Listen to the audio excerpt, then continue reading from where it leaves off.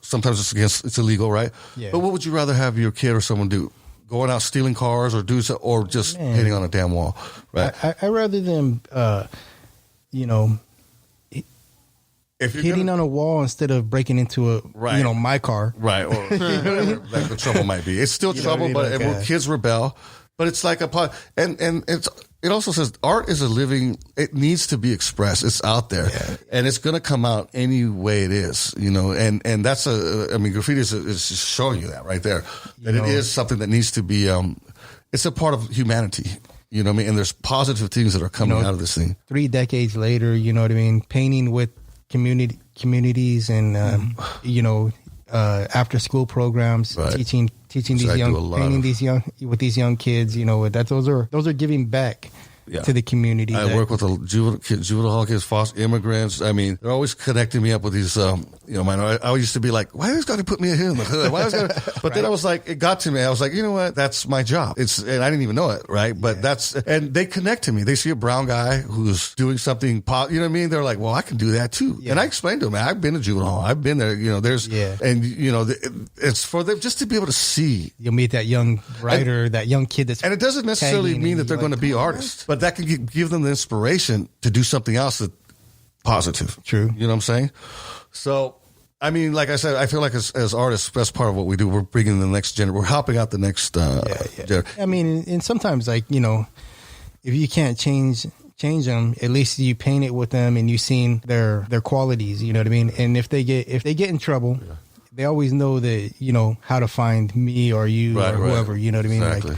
Like that helped them out. I always feel with kids that are getting in trouble, they're bright kids, man. Like, hot wire in a car. I don't know how. You know what I mean? It's just that they don't know what to do with their time. People aren't giving them enough something to do with their time. You know what I'm saying? And if you just gave them a positive outlet, you just took that same energy, they would be doing those good things. But they just don't have a guide or not, you know what I mean, or that kind of outlet. To me, art is that.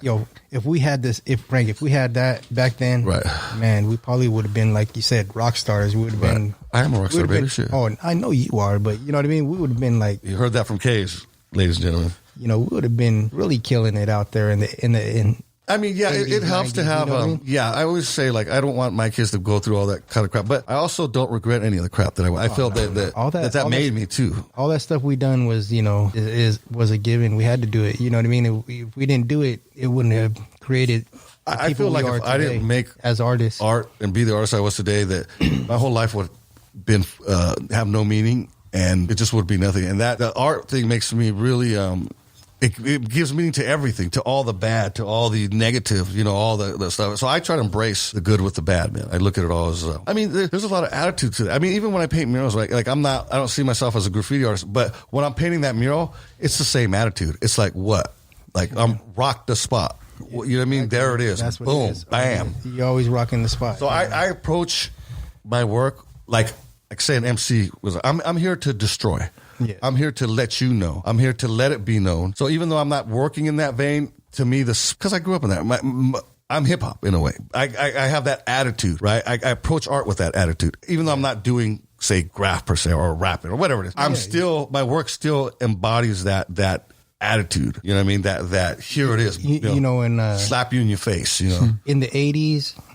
Like in the early 80s, like late 70s, early 80s, when I started drawing, I didn't never think I was going to be a graffiti artist or any just drew. I just same here. Drew stuff. How did you view it when you were younger? How did you view graffiti art?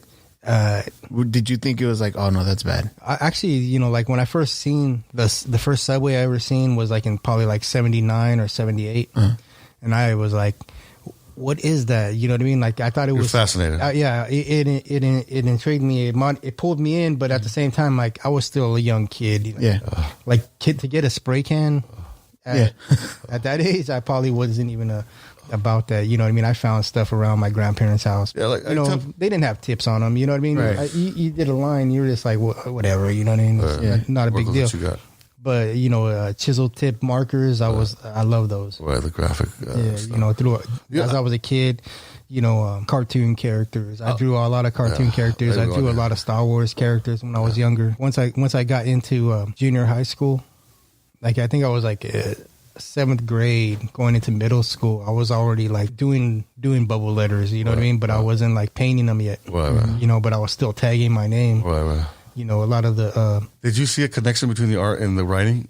At the time, I didn't really see it until I got into like 8th grade, middle school. You know, I don't sign a lot of my work. Sometimes people, why don't you sign it? I'm like, if you can't tell it's a Francisco Franco, then it's worth that art isn't worth. My signature is all over the thing. Yeah. I can tell another artist's hand. And if you can't recognize my hand, then I shouldn't even be signing. The painting isn't worth a damn crap. It's the same with hand styles, you know, tagging. Like, writing your name is equivalent to making an artwork. Everybody's got a certain way that they do things that are little idiosyncratic things about. You know, I trip out now because being young, just naturally drawing. I never knew the impact and the power that art that I see now and that I take advantage of. But I didn't know that was. I just did it. And then as I gotten older and appreciate it, and you start to understand, oh wow, this is.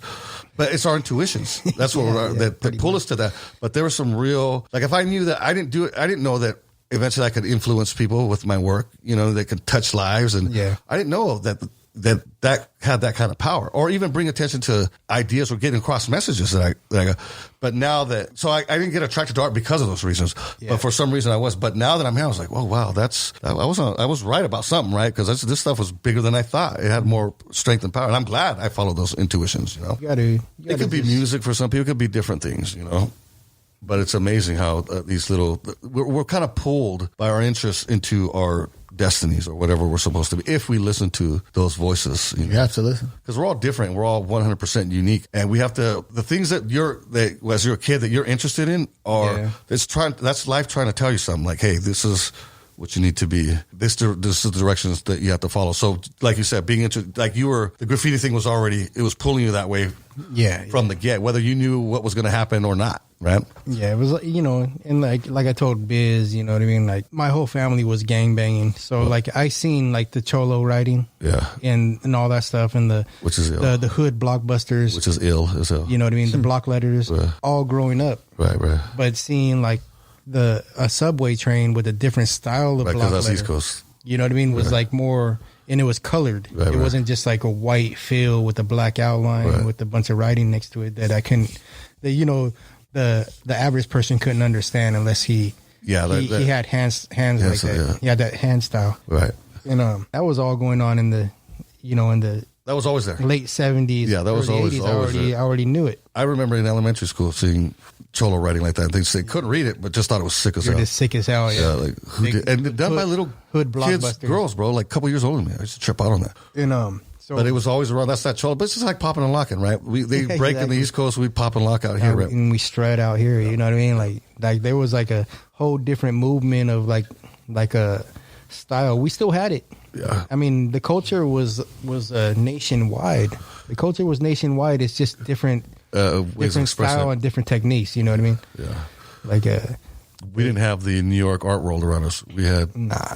I mean, it over there was more tight gripped. Right. And over here, we're more spread out. You know what I mean? Yeah. We could play a little bit more at the same time, I guess, with ideas and stuff. Yeah. So, you know what I mean? Like, once we were able to figure everything out here, you know what I mean? California is a totally different beast. You know what I mean? And I've met people from New York to where they're like, California scares me because you can see a motherfucker come at you like from a block away. Right. But I'm like, dude, New York's crazy because you could turn the corner and your enemy's like right there. Right. You know what I mean? Like, I don't know.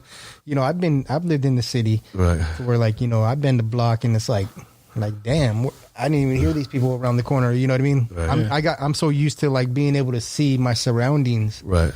You know. Which reminded to another point. The competition. Oh yeah, competition was real, and that's what made us all better too, right? Like F that dude, F that crew or whatever, and it all sparked everybody else. That's another I think positive thing that comes out of that. I mean, it's always being biased about your own crew. You know what I mean? You always got to be. They're pushing you, your enemies are pushing you to be better. Exactly, right? And they'll look at you the same way you look at them, but back and forth. You know, at the same time, it's like, you know, when they're talking bad about you, it's because they fear you. That's right. It's all good. You know what I mean? Like, you know, there's a few OGs out here that, you know, been around that know the quality that we could pull. Right. You know what I mean? That might have been like back in the 90s or the early 2000s. That'll be like those Lord guys, thinking we're gonna fall. Yeah, but we just kept going. We just kept multiplying in numbers and in countries. You know what I mean? Not just in Northern California, but countries from the eastern to the western. You know what I mean? Right. And they got to recognize, right? And they do. I was like, oh, well, those guys that were just hanging out over there, goddamn, they're all over the place now. Yeah, exactly. And it's not but again, bro, it's a testament, man. Like I'm looking back to those times, man. I'm always like, man, it was more special than you thought, right? Than we thought. It was just friends, right? But it's like it's a testament again to the power of that time, and to the dream and vision we had just as kids, man. And I try to tell kids this, like we were in Modesto, bro. We weren't in Modesto, you know what I mean? And we were making a mark from there. Like without older people like guiding us or telling us or any of that stuff. We're just these noble little kids who loved art, and we were able to make such a powerful. And I tell people, you can be anywhere. You don't have to be there. You just have to believe, I guess. You know what I mean? You just have to know and stick to this thing and have the faith that it will turn into something larger. Yeah. Anyways, man, let's just to get the record straight, man. So there's always been this question about myself and my affiliation with Lord's crew.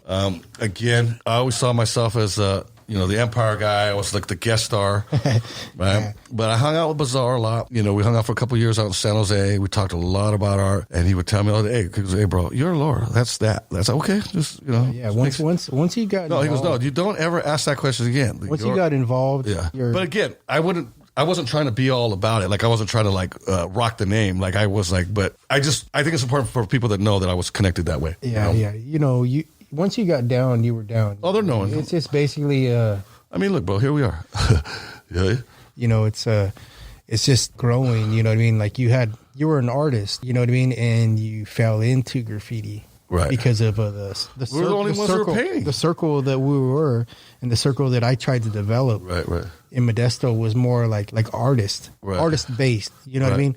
And you didn't have to be a graph writer. Okay. Because I was trying to build like. And that was that always bothered me in the back. I always felt like, man, I'm not like I just always had that. Even the last time we went paint, I always felt like I just felt like I was being phony because I was like, I'm not about this like life, right? But I was. You handled just like anybody else. But my mind, my mind and everything. Oh man, that was awesome. That was like 5 years ago. We went to Emeryville, and I hadn't painted murals for a long time. I was doing oil paintings. I go, man, I feel like painting murals again. And I changed my attitude about my approach to art. I go, I used to want to get paid. If I'm going to get paid, I'm going to work. Oh, yeah, of course. That's a bad attitude. When I tattoo, I want to get paid. I'm not going to work. I go, I'm just going to paint whether I am making money or not. Because I'm going to get better and it's going to get me a job. And that was starting with you. We hooked up again. You got us that space in Emeryville. And I started with brushes, right? Thanks to At the beginning, right? Thanks to Fed Up.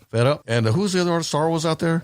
Sorrow from UM. Yeah, cool. Shout out to him, man. It was good times. Fed Up, RDS. And then I grabbed the cans and then we're back at it, man. Just like I was a pro again. But that, again, that was a good, right attitude to have because it led to other things. I'm working. I'm making a lot more money. I haven't stopped painting murals since that time. So. And did your artwork, going into that artwork that you did, graph and all that stuff, did that get you into tattooing? Yeah, it is. So you built. People want a tattoo because it's Kaze, dude. Yeah, of course. So I left from Northern California. I went to San Diego for 5 years, and while I was in San Diego, I started tattooing. Mm-hmm. When I came back, there was a lot of changes. You know what I mean? Like I kept in contact with my crew, but at the same time, there was a lot of changes. Somewhat rebuilding the crew because now we had 50 members. Like 8 guys in each city in Northern California, regrouping and in the challenges of like egos, to make sure that everybody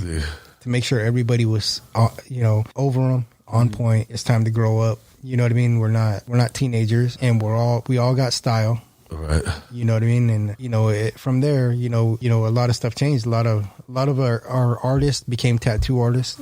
Right. A lot of our artists became fine artists. Yeah. A lot of our graphic designers became graphic designers. Fine artists who are in museums around the world, bro. Wow. That's real. That's real. Including myself. I'm in Chicago, Ali's, and all over the damn place. Yeah. I mean, dude, you know what I mean? So it's not just, it's just different aspects of it, Do you guys, profit off of Lords? Like, say, make shirts I and brought stuff that like up. that? No, You did? I brought it up with him because there's all these little. I mean, nowadays there's so many whack little crews come and go, and they're all making money. My thing was like, how come the Lords aren't? Because somebody should be making some money. That's what I'm But thinking. right now, we have we don't want to. It could turn into something